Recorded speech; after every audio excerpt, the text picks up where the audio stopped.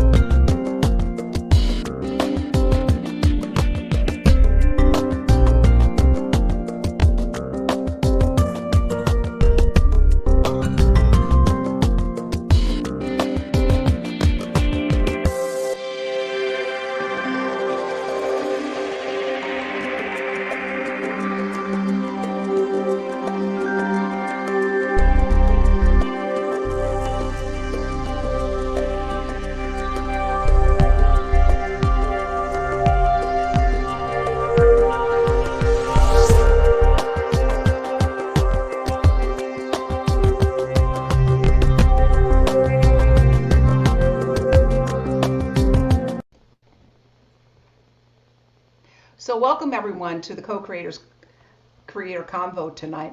Very excited to be celebrating St. Patrick's Day, so as well as having a wonderful guest, adventurer explorer Jon Turk, and we're going to learn more about him. So Rita, I'm going to turn it over to you.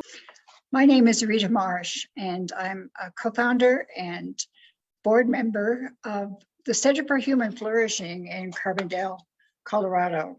We're on the western slope in the heart of the Elk Mountains.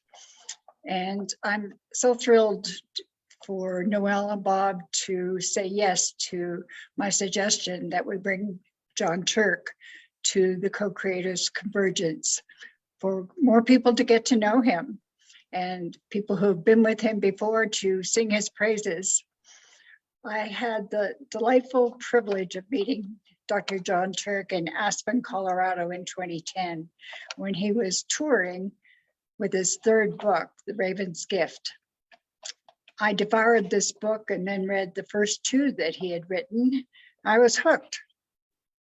And several get-togethers since that time has deepened our friendship and my appreciation for Jon's dedication to offering people experiences through his writing and his workshops to deeply connect to the natural world.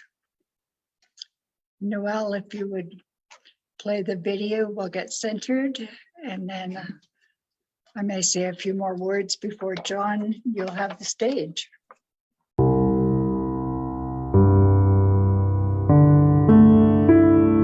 As we open this virtual space,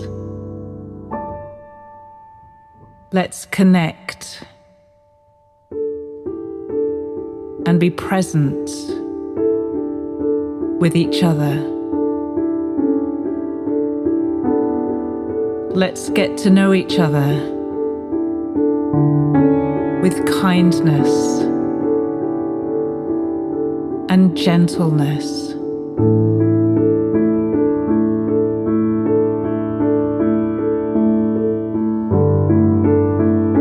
Let's listen to each other with generosity in our hearts.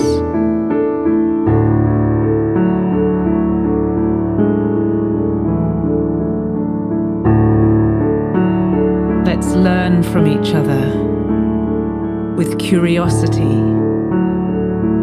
and wonder. We are a part of nature. We are a part of Earth.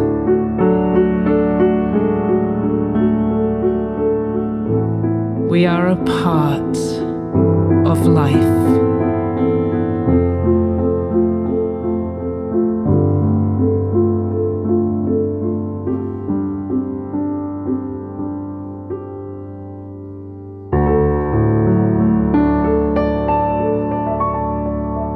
May we use our time together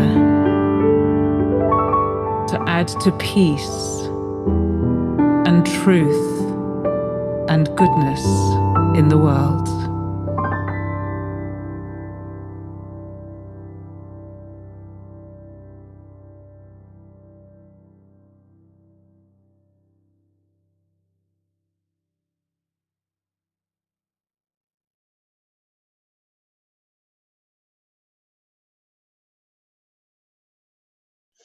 Just a few more words about Jon.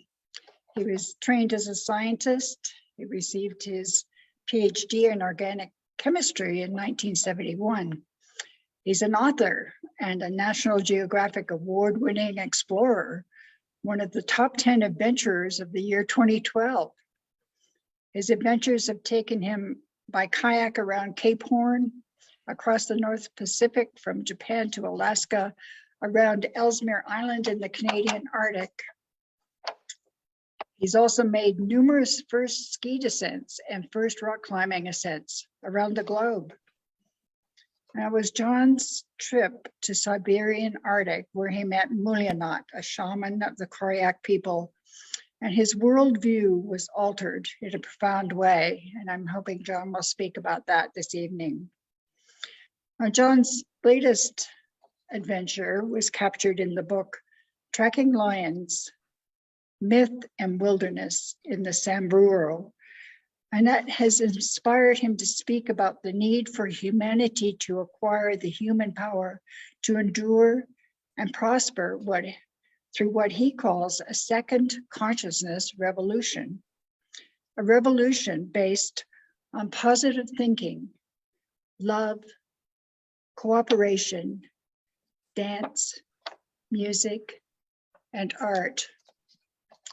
So Jon, it's a delight to have you in the Zooming space tonight. Well, thank you. Please Go ahead. proceed. Yes, please proceed. It's great. Thank you so much, Rita, for your continued support and love and friendship. So it's a pleasure to be here.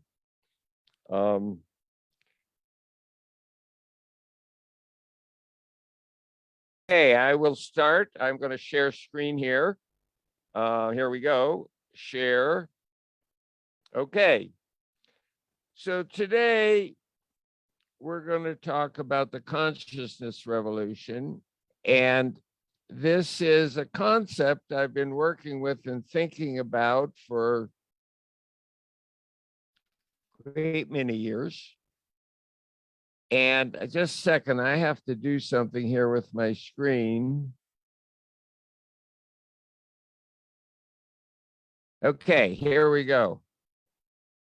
Sorry about that. Okay, so it's a concept I've been thinking about for a long time. As an adventurer, I express my thoughts and my ideals and my journeys through the physical, which I want to emphasize it's not the only way to go, but it is a way to get there. So we're going to back up. In the year 1999, I decided to paddle a production kayak across the North Pacific Rim from Japan to Alaska, following from Japan in the lower left-hand corner up through the Kuril Islands, the Kamchatka Peninsula, and then across to Alaska. The journey itself we would have liked to have crossed the Bering Land Bridge over to mainland Alaska, but the Americans said it would cost us $10,000 to get a customs agent up there, and the Russians said if we attempted the crossing, they would shoot us.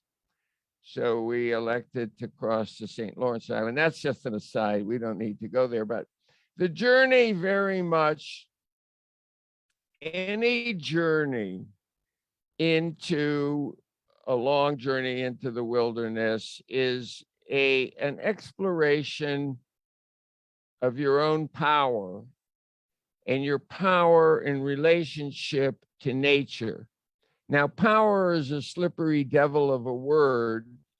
We're going to play with this all today. But what I'm talking about now as power is being internal power. And your internal power and your external power, your power of your muscles, is only so strong.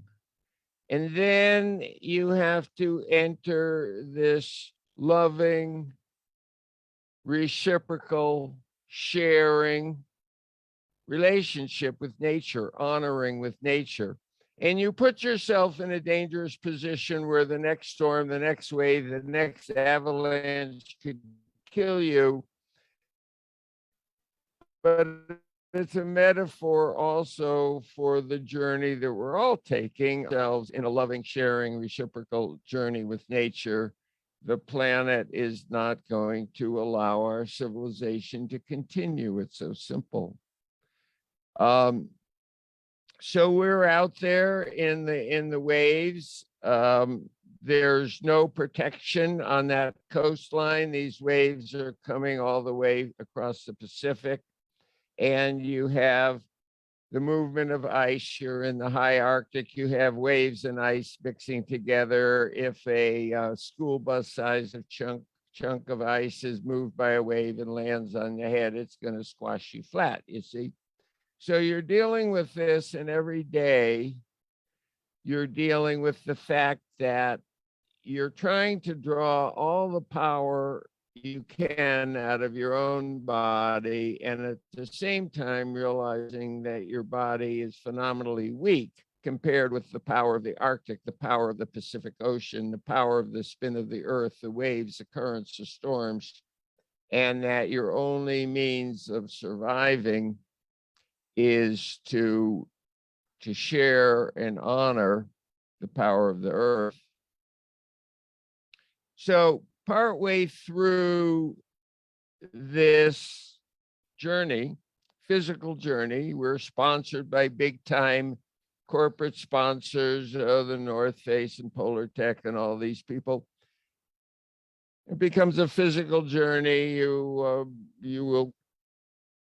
want to get to the end and all of that kind of stuff. Well, a storm blew us into the village of Vivenka, where we met the old shaman Mulanat, who was born in a skin tent during the reign of Tsar Nicholas II.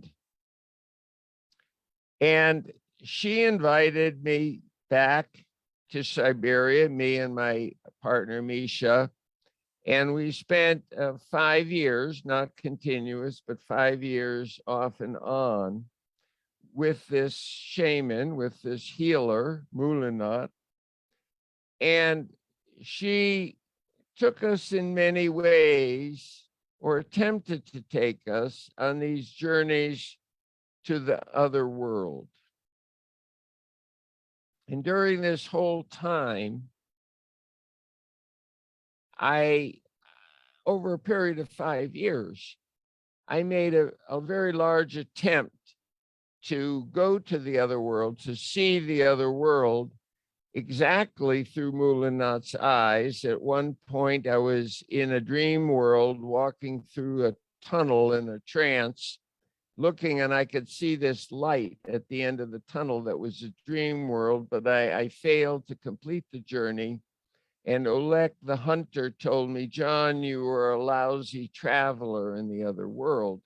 But the journey you make can be done in this world. This world is so full of beauty and so full of life that you can make your journey, your spiritual journey in this world.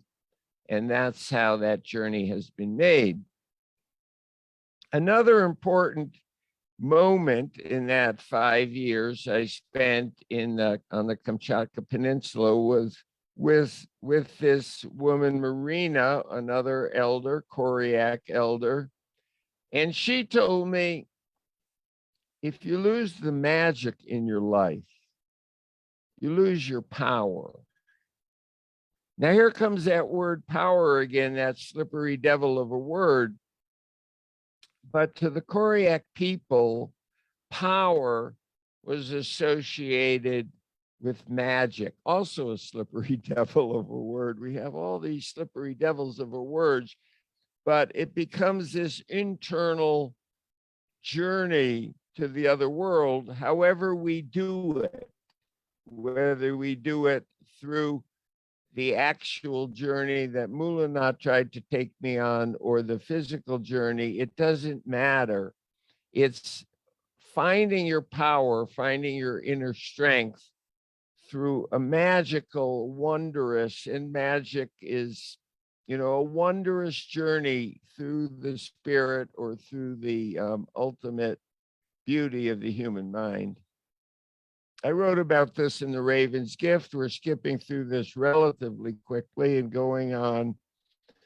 So after that expedition that I thought was impossible when I was a younger man, but now with this energy from the Koryak tradition, I felt I could do it. And that was the circumnavigation of Ellsmere Island, this island at the top of the arrow, up to 80 degrees north, closer to the North Pole than the Arctic Circle. And we attempted that, we being me and Eric Boomer, in the year 2011. I was 65, Boomer was 27. We had to travel 15 miles a day. That's half a marathon a day, every day for 100 days. And we're not in running shorts and tennis shoes. We're in Arctic gear, pulling 250, 300 pounds worth of kayak and gear over some of the roughest terrain on Earth, and so on. And we had many adventures, pushing ourselves to the very limit of what we could do. At the end of that journey, after 104 days, 1,500 miles, my body shut down. And I was literally, not figuratively and not imaginatively, literally on the edge of death.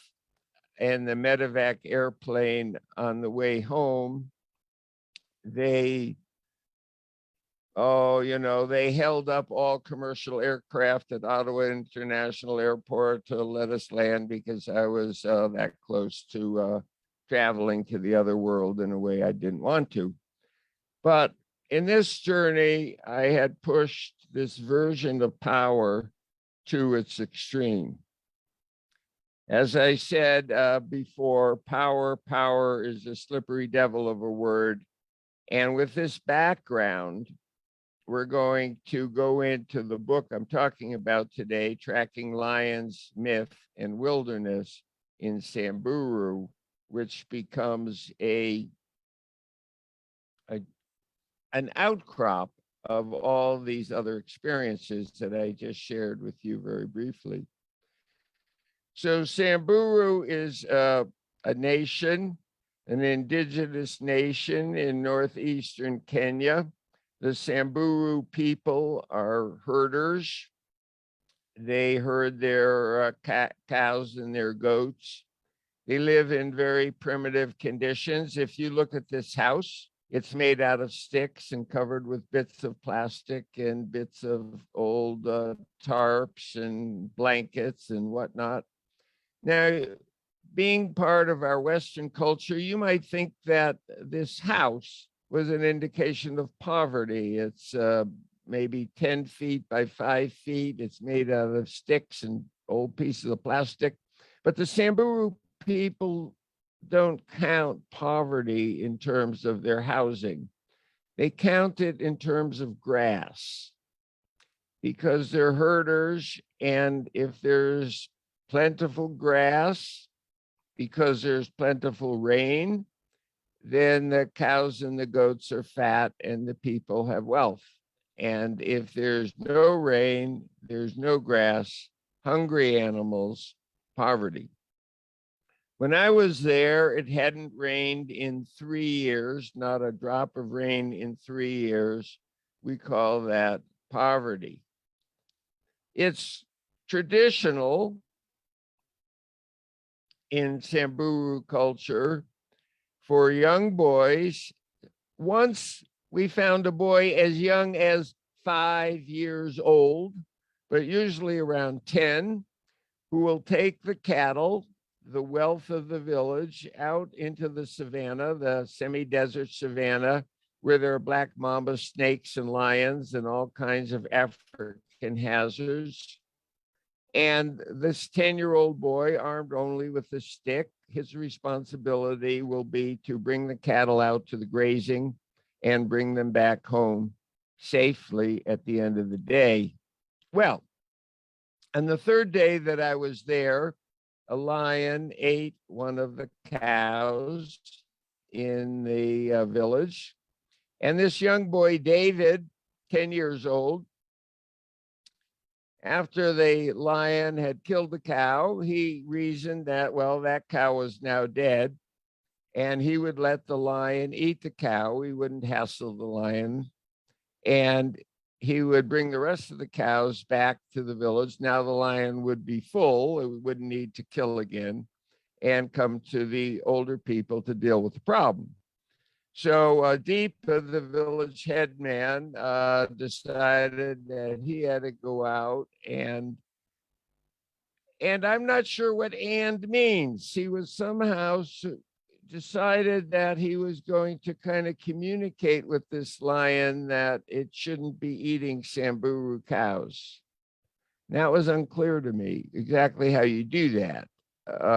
Have you ever tried to train your house cat not to hunt sparrows? And Deepa, the head man, asked me to join him. We went off, we found the dead cow. The lion hadn't eaten all of it. Deepa wiped some of the lion slobber off some of the meat and decided it was lunchtime. He offered me a chunk of meat. You know, do you carry a knife? Cut off a chunk of meat. This meat will go bad if we don't eat it now. I declined. I had a peanut butter and jelly sandwich in my pack, and we had a lunch. And off we went, tracking the lion. Now look in your upper right-hand corner of the screen where I am. I was armed with a wooden club to defend myself should this lion come winging out of the bushes. This is a rungu. And I'm walking along carrying my rungu, and at first I felt, well, this is kind of neat. I'm tracking a lion armed in a Stone Age way. And then I got afraid and a little bit angry. I didn't think if a lion came charging out of the bushes, I had much of a chance defending myself with the rungu. I was angry that people didn't give us more weaponry in case something went south on us. And then I realized that anger wasn't my friend. I've been in the wilderness enough times to realize you become present, you are in the now, you deal with the situation in this joyous reciprocal way. And I say joyous truthfully. When you face danger, you have to face it with joy, not with anger, and with acceptance of your vulnerability, dealing with the natural forces, the other creatures that we share the planet with. It all got me to thinking, how did humans in the Stone Age, 10, 20, 30, 40, 50, 100,000, a million years ago, how did humans and our ancestors survive? We learned in grade school that humans survived because of their tool-making ability. Well, if you look into the anthropological record, that is not correct.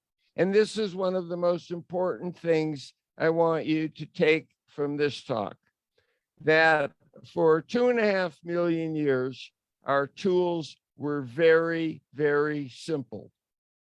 This is a hand axe, no bow and arrow, no throwing spear, no shaft to give it leverage, a simple hand axe.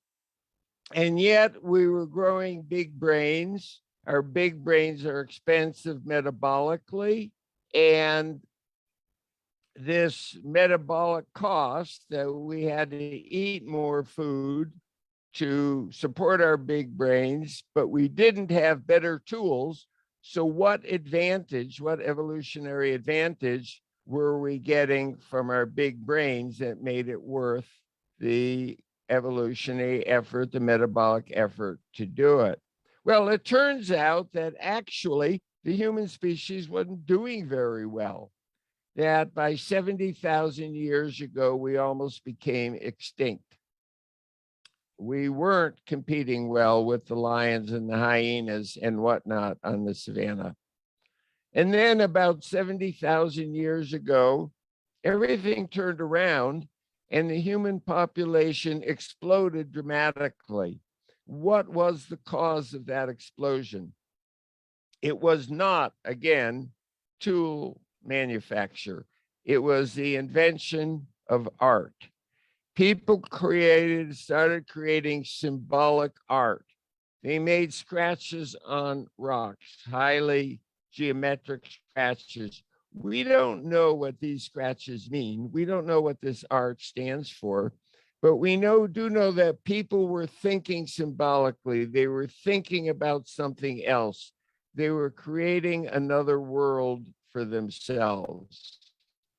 And this was the cultural revolution. The ability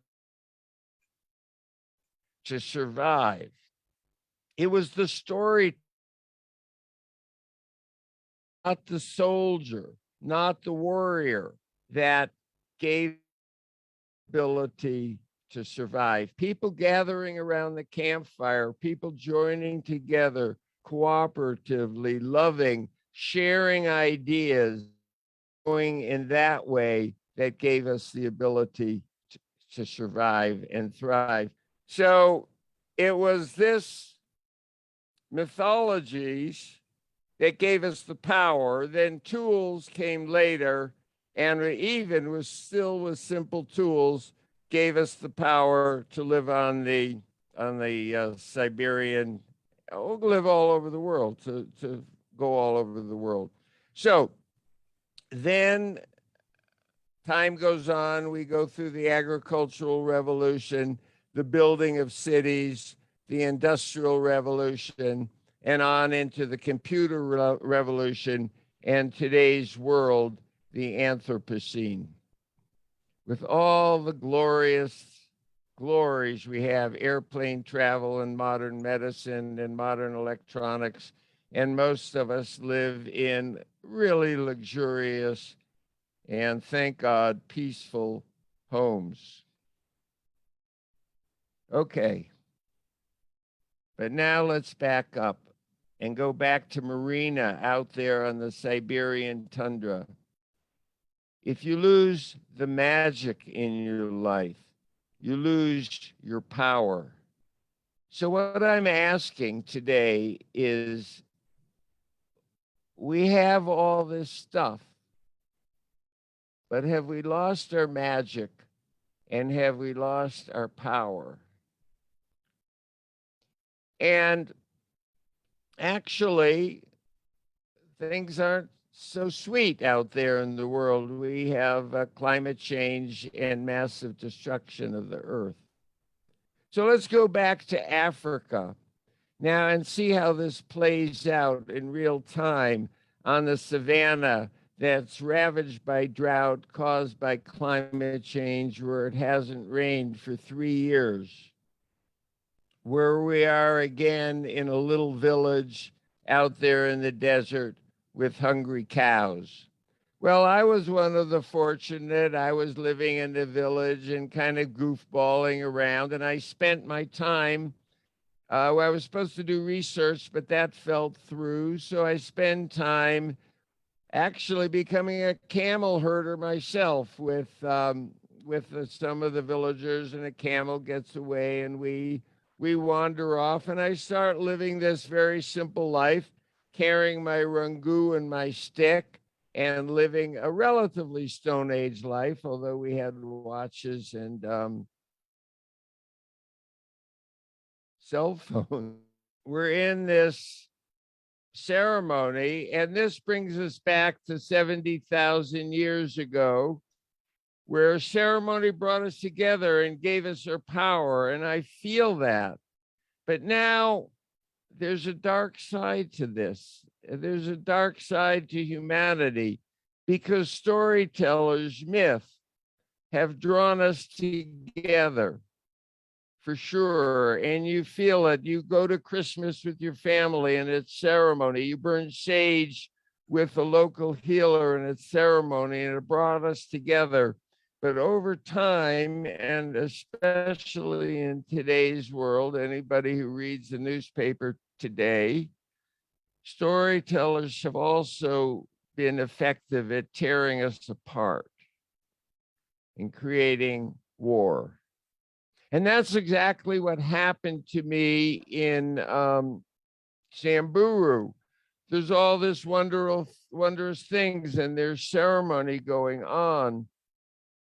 And then all of a sudden, guns start showing up, and faces get dark, and people are afraid. And then all of a sudden, I'm out in the savannah, not with a wooden club tracking lions, but with AK-47s, and we're at war.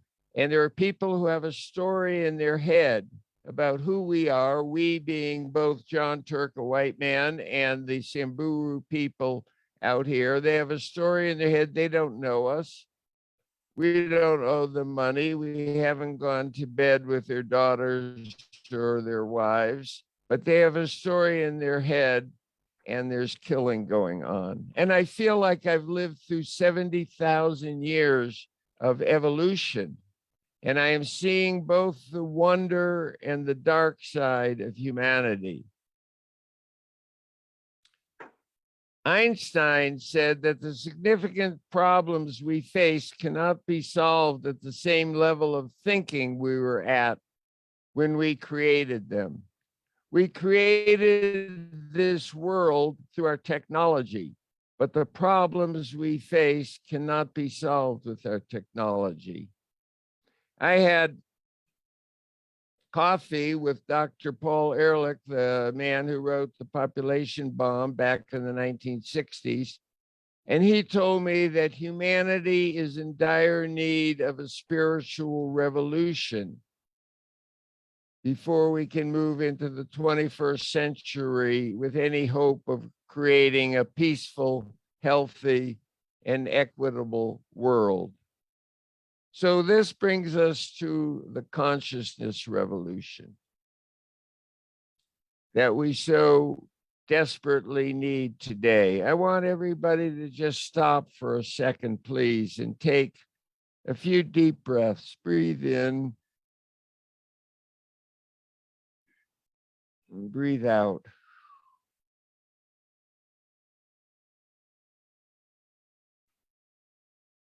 In, out. This photo is Moulinat's great-great-great-great-granddaughter wearing her daddy's shoes, walking into the world that we have created for her. What is this consciousness revolution? I don't want to define it too tightly. I don't want to make it sound like something too unattainable, because it's not defined tightly, and it's very attainable. It's what's inside of us, this inner power that's inside of us, that when we, the human species, were on the edge of extinction 70,000 years ago, we found this power, honest power, not power to tear apart, power to bring together. So it's in us to find it again. When I spent all that time in Siberia, I learned that the power comes from three sources: the shaman, our spiritual journey; the hunter, our pragmatic journey, we have to eat; but most of all, a respect for the living earth. And without the respect for the living earth, if you cut off the bottom, you're taking the foundation away, and there's no power left. And the power is involved. What I have learned, what comes to me every time I go out in nature, whether it's a 2-hour bike ride like I did this morning or a 3-month expedition, is that nature tells no stories. I understand it can rain on your parade. I understand it can avalanche you down a mountain. I have been there. I know that, but that's not a story. And stories get manipulated. And it's my contention that even though the stories can be wondrous, if we want something rock solid to base the new journey on, it's our relationship with nature. So I take the slide that I had, the shaman, the hunter, and the tundra, and I redid it today. The shaman, the raven in flight, the hunter, the wolf, and again, the tundra. Because this is the natural world. We have to emulate and be with and be one with the natural world. Because you see, the wolf is also the shaman, and the raven is also the hunter. We're all mixed up. We're all tied together. We're all integral as a whole. And only when we accept that integration do we end up in the consciousness revolution. And there's another factor that I want to stress about the consciousness revolution. This picture is an ancient rock art, many thousands of years ago. Part of the consciousness revolution has to be joy, and joy expressed through dance. I'll just tell you a little story that is a microcosm, a myth, a story, a true story, but a myth, a journey, a fable about the earth today. This is in Carbondale. I was working as a storyteller with a dance company, and we came to Carbondale through the efforts of Rita.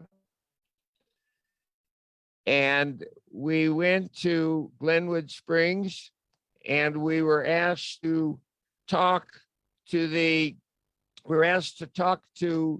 some people, some young people, teenagers who were in prison, people 14 to 18 years old who were locked up in a reform school. It was a beautiful summer day, spring day, and they were locked up in reform school. And we were told to give them some hope. These were children who had been abused from the earliest infancy. Who knows, from pre-infancy, if perhaps their mothers were drinking or drug addicts or whatever. they were abused all their life. And we were told in 1 hour we were supposed to show them some hope. And I said, everybody gets damaged. Everybody gets hurt. You fall down and go boom. You are hurt physically. Bad things happen emotionally. Everybody has bad things happen to them. And you can't avoid bad things. It's the Buddhist concept that suffering is inevitable. But the way out is through presence, through acceptance, through joy, through dance. And these young people in this prison, I thought they would dismiss me as an old man crackpot they didn't need to listen to, but they brightened up. And I said, you're not, the only way out of this prison is to dance your way out of this prison. The only way out of this prison is with joy. And we started dancing the dance of flowing waves of water. And every one of those young, beaten down, spiritually destroyed young people got up and started dancing. And the consciousness revolution that I talked today is the world today is in prison, man. It's not, things aren't good. And our only way out is through this consciousness revolution, through dance. It's very simple. It doesn't take anything special except joy. And again, I want to stress, this is a drawing of one of the raven myths in the Tlingit tradition. Myths are wonderful. Myths are wonderful. They bring us together, but beware the teller of myth, because it can be hijacked.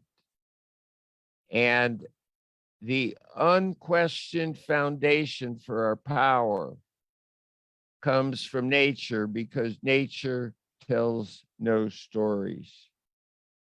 This is our world, ladies and gentlemen. This is not a Photoshop mock-up. This is our world. This is the aurora sitting as a crown on top of the earth. This is the world we live in. This is the humanity that we live with. This is who we are. And our way forward is through a new consciousness revolution, through love, through togetherness, very simple concepts. And I leave sharing with you this. I express these ideas in my newest book, and I'm easily accessible. Write to me anytime, Jon@jonturk.net. And thank you. I'm sorry for the technical glitches. The hotel internet was unstable. It was beyond my control. I apologize. And I open the discussion to chat, and we have, I think, a half an hour. We can talk about these ideas. So I turn the floor over to whoever wants to chat. Thank you. John, thank you. Well, I would just like to say how much I enjoyed hearing about your experiences and the impact from on a spiritual perspective, instead of just, an experience. It was a very deep spiritual experience for you. And I certainly have spent a lot of time out in nature. I grew up in the country and always enjoyed nature, but I have never experienced something like you have. And it just touched me very deeply to be so connected. Well, thank you, Pam. Can I call you Pam? Does that work? Pamela works better, but that's okay. Pamela. Okay, thank you, Pamela. Well, it is there. It is there. And in my workshops, what I try to do is say, go out into the forest or the whatever nature is, the swamp or the prairie or whatever, and imagine that there's a lion in the bushes. And then try to imagine the degree of connectivity, the degree of awareness that you have to be aware of this lion. You have to be aware of everything this lion is doing. You have to be aware of every movement in the bushes to stay alive. Okay? So now do that. And you also, and I honestly believe that, having faced many of the dominant predators in the world, the dominant mammalian predators, that you can communicate at some level with the lion and the polar bear most of the time, just as you can communicate with people most of the time. And then you see the adventurer cheats because presence doesn't depend upon danger, you see. So the adventurer takes a shortcut to presence. We go out and we create a dangerous situation, so we force ourselves to presence, to alertness, just to stay alive. But that is a crutch. That's something that we don't really need, we don't want. So then go out and imagine the lions in the bushes and imagine the degree of connectivity and presence that you would need to stay alive. Then come back, have a cup of coffee or a beer or a kombucha or whatever you want, a few crackers and cheese, and then go out and take the lion out of the picture, but go back into that space where you're communicating with nature. And you know what?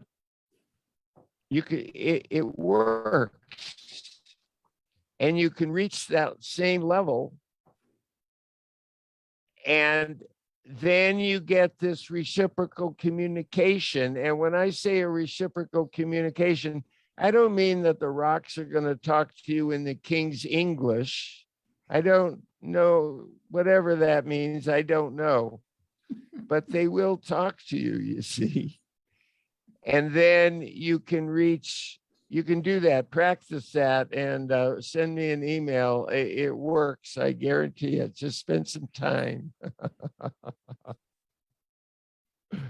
Okay, Lori T, how are you today? Well, I was enjoying your descriptions with Africa, because I spent 3 years in Africa myself, but more in the cities of Africa, and yeah, working with people in grant programs for food aids, rural livelihoods, microcredit, water projects, that kind of thing. Wonderful. Wonderful. Yeah, I mean, and how long were you spending there working on these various projects? It was 3 years in 4 different countries. Wow.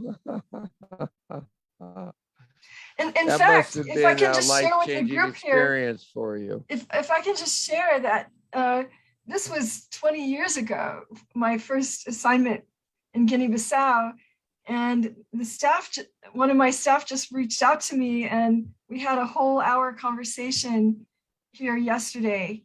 And so a lot of memories have been flooding back about that time. Wonderful. Great. John, I have, oh, go ahead. Yeah, go ahead, Noel. I was just going to say I have a question. It seems to me, I'd like you to develop a little bit more about how art contributed to civilization, because it seemed like that kind of went pretty quick. And so I was just wondering if you could develop that a little bit more, because, you know, we've all been told about the tools, And so I would just be interested in that. Well, thank you, Noel. We're dealing with conjecture here because there's no direct anthropological fossil record connectivity that we can nail down QED like a physics experiment. But clearly art had a number of functions. Clearly it got people thinking abstractly, thinking about things that don't exist.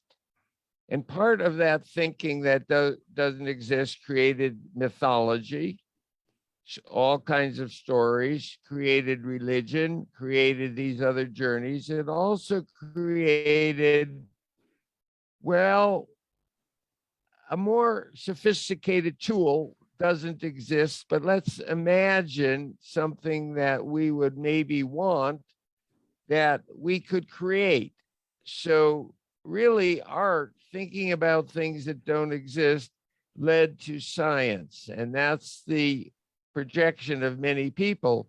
Whereas what I learned in school is science created leisure, which then gave people the luxury to be frivolous and create art. But it was just the other way around, that art created the thought pattern that allowed science to happen. And also art and then storytelling started bringing people together, this sharing of wonder. And we share wonder, and then that brings us together. If you compare people with chimpanzees, people have homes, campfires, even primitive people, and then they had an allocation of labor. People would go out and bring food back to the campfire. Whereas chimpanzees, they go out, the chimps go out and they eat what they have, and there's a lot less sharing. So the sharing creates this loving, this cooperation, this interdependence, and the strength of the tribe becomes much greater than the strength of X number of individuals. Well, isn't that the whole misunderstanding of Darwin's theory is that it's not the survival of the fittest, it's those that cooperate. And to cooperate, you have to come into community and sharing. And another thing I would just say is that I don't think anything exists in physicality that hasn't been first thought of in hasn't been imagined. And I guess I think of imagination as like the artist's palette. No, it's not a rejection of Darwin at all. It's a reaffirmation of Darwin. If I survive and have children, and the children survive to reproductive age, then I have Darwinian fitness. Darwinian fitness doesn't dictate how I survive. If I survive by cooperating with my neighbors, if more people who are cooperative survive than people who are warlike survive, then the cooperative people have greater Darwinian fitness. What species have the greatest numbers, the greatest Darwinian survival on the planet? The ants and the termites and the bees, who are cooperative. So Darwinian fitness does not necessitate violence. If violence works, then you're fit. If peace works, then that's the direction of evolution. And that's the wondrous story of how art became our our ticket to survival. And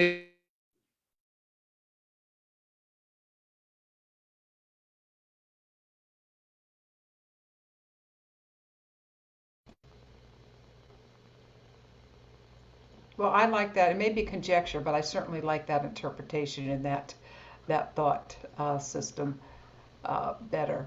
But Rita, did you want to jump in here? No, I was just, I think, noticing that John had frozen up again, but I think he's coming back to life.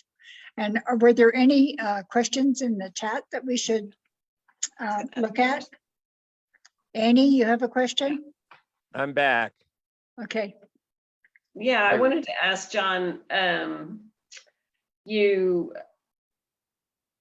keep referring to art as what was driving the consciousness. I'm wondering about consciousness driving the art, like the art being expressive of the consciousness. And maybe that's what you mean to be highlighting just as much. I wonder what you think about that. Oh boy. Let me make sure I got this right. Did consciousness create art, or did art create consciousness? Is that your question? Yeah, something like that. I'm going to slide on that one, Annie. It's got to be a reciprocal, a circle that consciousness, whatever that really means, creates. People are thinking about things that exist, and then they start thinking about things that don't exist, and then things that don't exist, and then the stories create this cooperation, this interaction that we have been talking about, and that increases our, and that's so wondrous. We have somebody paints something on a rock and tells a story, and it fills us with joy, you see.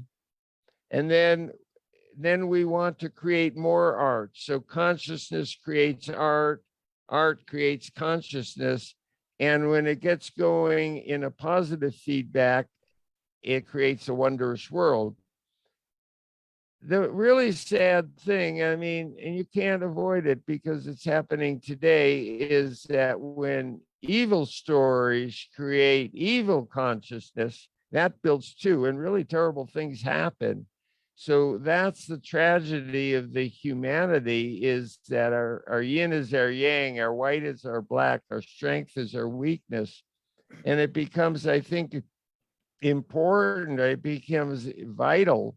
And that's why I say it becomes vital to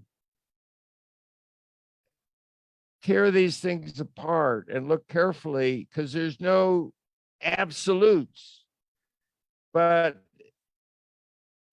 when a story generates anger, when somebody tells you a story and you get mad at somebody else, that's not going to be a good feedback mechanism. That's going to be a dangerous feedback mechanism. When somebody tells you a story and you feel love and you feel like dancing, then that's a good story. Follow that one, man. But a story to me comes from your consciousness, right? I mean, yeah. To me, that's what's driving that. And that's a form of art. And then I agree, it continues to feed, but it just feels like art comes out of consciousness as an expression, as some, like I imagine a story, and so I tell a story. I mean, how can you tell a story if you don't imagine it first? Right, but I'm not, it's one of these arguments I'm not going to beat on too far, but can't the story also trigger your imagination to go farther? That's all I'm saying, Annie. After that, yes. Yeah, it goes around and around, I believe. Mm-hmm. Thank you. Thank you, Annie. I see John and Kelly here, who have been with Jon Turk on one of his adventures. Do you want to just say something about your experience? Say hi to John. Hi, John. Good to see you again. Good to see Hey, you. Kelly, how are you doing? Good to see you. Yes. Well, last time I saw you, we were riding freights with Ronnie Reagan back out of Wenatchee. I think we were picking apples. Different lifetime than I remember, but yeah, that'll work.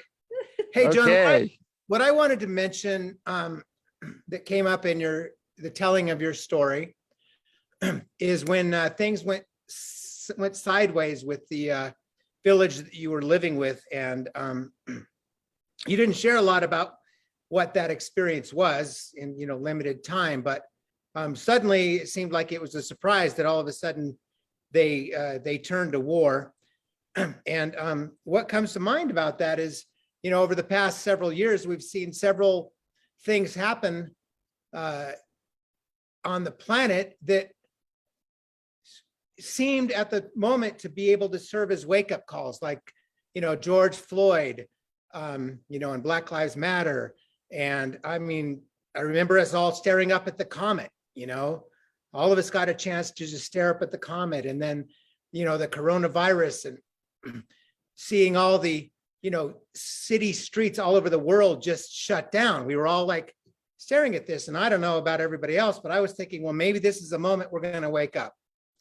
And, now this latest thing, maybe, it's clear to me that there's another story being told, and I'm grateful for this kind of gathering. And we've recently moved down here to Durango, and we moved from the Roaring Fork Valley to just start creating a new story and creating a center for gathering places for that. But I'm grateful for this kind of gathering and the assurance that while we look out at the media and what's happening, by the people that are warlike, that there is also people that believe in magic, and then we're getting in touch with our inner magic and our inner dancing. And it just, I don't know that I have a question, but I just, some things that I got, is about dancing and about telling a different story, how powerful that is. So anyway, I didn't really have a question until Rita called on me, and I just thought, well, I'll just say what's on my heart. So thank you. Well, thanks, Kelly. In all these things that you talk about, we also have to talk about climate change, which is catastrophically changing the planet.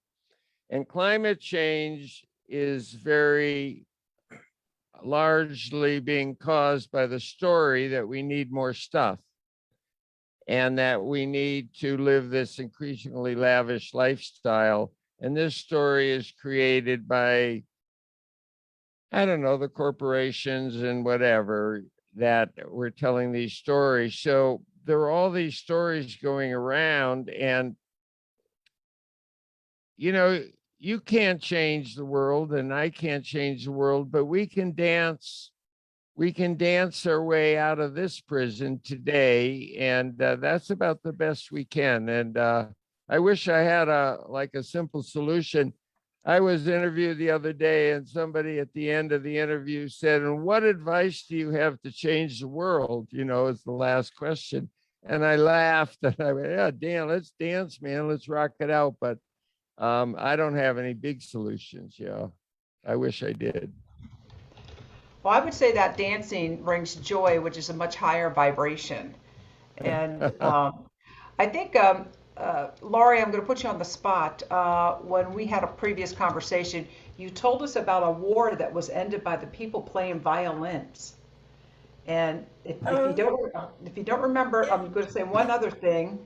So when I went to Australia in 2012, I met a group of women who would go down and they would dance at the government, because it wasn't like they would just protest, but they would just say, we're going to dance, against whatever, they're going to dance, not against something, but for something, and for some legislation that they wanted.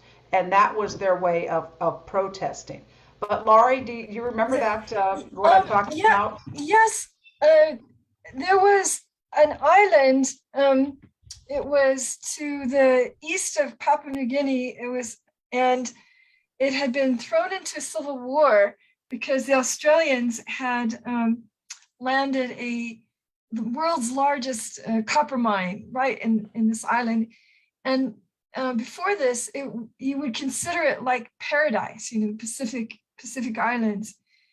And so this drug on for like 10 years, where you know, it had been a protectorate of different entities, and what was the resolution that brought them together was New Zealand. And New Zealand brought the two parties to New Zealand, and they fostered with the Maori culture.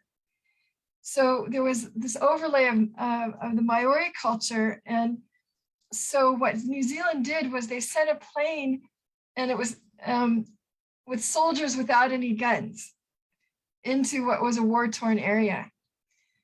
And they said, you know, it could go south at any time. They knew that, but they brought these. What New Zealand had done was the Maori said, hey, we were here first. We have a soldier culture. We have a warrior culture.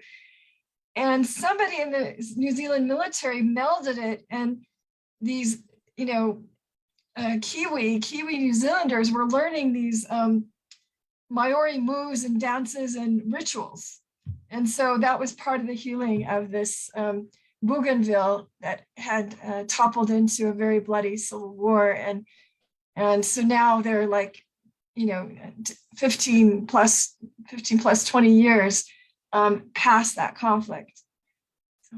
Lori, my internet connection is giving me about every other word and cutting out a sentence and then pulling up another 2 words. So I appreciate, I didn't get what you said. Okay, well, how everyone can get it is you just remember the name of this documentary called Soldiers Without Guns. So then everyone can have a really good movie night. It was very inspiring. I got that. Soldiers Without Guns beat plows into plowshares, beat swords into plowshares. And yeah, it was a peacekeeping mission, and they didn't bring any guns, and they were actually walking into communities, not even with a car, just walking in there and being modeling, you know, the civility, the civilian. And part of it was these soldiers had been trained also in the Maori culture and their way of ritual. Thank you for that. Yeah, thank you. Thank you, Lori. Thank you. John, do you want to say anything more about the books that came before the Well, most I've current book? written several books in the wake of the Joman. Carrie's, thank you for this, Rita. In the wake of the Joman is the book about the 2-year paddle across the North Pacific, followed by The Raven's Gift, which is my 5 years spent off and on with Mulanat, followed by Crocodiles in Ice, which talks about my life journey and the journey on Ellsmere, and finally, Tracking Lions, Myth, and Wilderness in Samburu. And it's all on my website, jonturk.net, www.jonturk.net. It's all up there. Thank you, Rita. And much traffic on Facebook. Okay. Oh, And I got some of that in the chat so people can see that. Good. wonderful. I'll lift it over to Facebook. And one day Rita's going to come here and tell us about the Center for Human Flourishing. So put that on your calendar, Rita. I will. And John, you said you're going to be out our way. Tell us what you're doing in April. I'm coming to Shelby, North Carolina, under the auspices of the Shelby County Public Health, to talk about how our relationship with nature becomes a public health issue. And I have a long series of events from community bike rides to community walk with people who can't ride bikes, to talks, to a workshop similar to the one I gave in Carbondale with Rita, which we just discussed about communicating with nature, and answer to one of the questions, Dr. Pamela, explaining how you try to imagine a dangerous situation, and then you go into finding presence and living in the now without the crutch of anything other than just the moment. So I'll be there the weekend of April 20th or something, Earth Day weekend. I can send you an email and you can blast it out if you'd like. That would be great. Sure, we'd love to support others. And also want to tell you, if you do come this way, in our area is the International Storytelling Center in Jonesboro, North Carolina, which Wonderful. is very close to us. International Storytelling Center, people come from all around the world. It's 10 days long. And Oh, wow. It's sun up to sundown and at plus. In the fall, in the late summer? It's always the second week in October, I think it is. But we'll have to swap some information with you, because you sound like a perfect candidate to come and tell some of these stories. But you know. Well, thank you, Noel. Yeah, I'd love to swap information about that on the just by email. That'd be great. Yeah, it's and also yes, Bob's putting some information there in the chat. And if you're not on our if you want to get a list of our speakers, you put your email and you're invited to this community. We're here every Thursday night and always have wonderful guests, as you know, because I have great friends like Rita and Laurie and Pamela, who all these that bring Connie and Andrew, Olivia. Don't want to leave anybody out. Annie has brought us many wonderful people. So we keep, you know, we always say we don't know all the fantastic, wonderful people in the world. But the people we do. So who do you know that we don't know that's super fabulous, and bring them in the circle? Yeah, so that's how we keep spreading our universe, and we're so grateful to everyone. I think just about everyone on this call has brought someone or been the guest. I know we've had Connie and Andrew on here, maybe even a couple times, and Dr. Pamela a couple times, and Andy a couple times, because you know they're always each time talking about something new, and that's kind of what the co-creators convergence. Barbara Marks Hubbard would ask, she'd say, I'm new every day. What is your gift to the shift? And, you know, when we keep sharing that in community, and that's kind of what we're here, is to share everyone's story. And I've really enjoyed your story here tonight, wonderful. John. And I don't want to, you know, hog. If anybody else wants to jump in and say anything, you're welcome to unmute. But this has been just marvelous. I feel you about the communication from the hotel. Well, that's life, you know.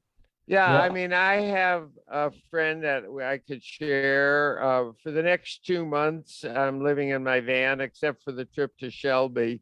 So, and I'll be mostly offline, but we could get back together in June or something, and I could get a guest if you'd like. I bring somebody in if you'd like. That'd be wonderful. Oh, super. That would be fantastic. Super. And your van is welcome to come here. We have a guest room. Well, so, thank you. You know, you're welcome here. I don't know if it's on your way, but make it on your way if you choose. So I'll turn it back over to you, Rita. Well, John, thank you so much for saying yes to this invitation. And Noel and Bob, thank you for hosting a beautiful Thursday evening again. And for new people that joined tonight, thanks for dropping in. Connie and Andrew, good to see you. They're oftentimes presenters at the Center for Human Flourishing in Carbondale, Colorado. And I will at some point tell everyone more about that.